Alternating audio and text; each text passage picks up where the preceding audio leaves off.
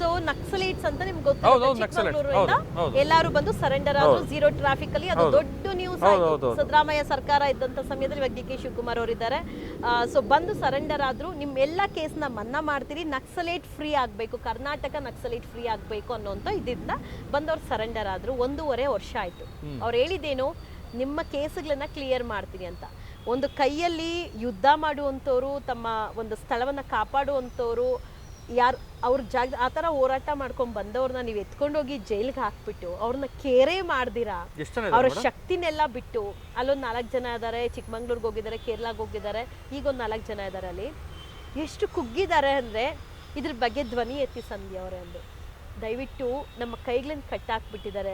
ಯುದ್ಧ ಮಾಡ್ತಾ ಇದ್ದವ್ರನ್ನ ಎಲ್ಲೋ ಒಂದು ಕಡೆ ನಮ್ಮ ಜನನ, ನಮ್ಮ ಇದನ್ನ ಕಾಪಾಡಬೇಕು ಅಂತ ನಾವು ಹೋರಾಟ ಮಾಡಿದ್ದಕ್ಕೆ ಎಲ್ಲ ತೆಗಿತೀರಿ, ನಿಮ್ಮನ್ನ ಕೇಸುಗಳನ್ನ ಮನ್ನಾ ಮಾಡ್ತೀರಿ ಅಂತ ಹೇಳಿ ನಾವಿವಾಗ ಬೇಳಾಡ್ತಾ ಇದ್ರೇನು, ಗೋಗರಿತಾ ಇದ್ರೇನು ನಮ್ಮ ಬಗ್ಗೆ ಕೇರ್ ಮಾಡ್ತಾ ಇಲ್ಲ.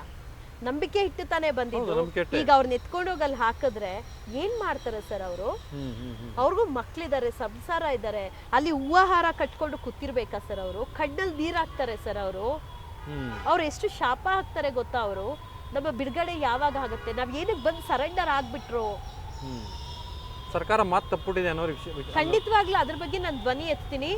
ನಾನು ಕೇಳ್ಕೊಳ್ಳೋದು, ದಯವಿಟ್ಟು ಆ ನಕ್ಸಲೈಟ್ಸ್ ಏನಿದ್ದಾರೆ ಅವ್ರು ಏನೋ ಬೇರೆಯವ್ರನ್ನೇನೋ ಕೊಲೆ ಮಾಡಬೇಕು ಇನ್ನೊಂದು ಉದ್ದೇಶಕ್ಕಲ್ಲ ಅವ್ರು ಹೋಗಿದ್ದು.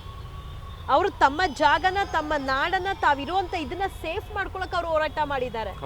ಅದಕ್ಕೋಸ್ಕರ ಅವ್ರ ಮೇಲೆ ಏನು ಕೇಸ್ ಇದೆ, ಇನ್ನೊಂದು 3 ತಿಂಗಳಲ್ಲಿ ಮುಗಿಸ್ತೀರಾ, 6 ತಿಂಗಳಲ್ಲಿ ಮುಗಿಸ್ತೀರಾ ಅನ್ನೋ ಬದಲು ದಯವಿಟ್ಟು ಅವ್ರನ್ನ ಬಿಡುಗಡೆ ಮಾಡುವಂತ ಕೆಲಸ ಮಾಡಿ. ಯಾವ ಫೆಸಿಲಿಟೀಸ್ ಯಾವ ಮೂಲಕ ಮಾಡ್ತಿರೋ ಮಾಡಿ. ಮಾನಸಿಕವಾಗಿ ಕುಗ್ಗೋಗಿದ್ದಾರೆ ಅವರು. ಸರ್ಕಾರದ ಮೇಲೆ ನಂಬಿಕೆ ಹೋಗುತ್ತೆ.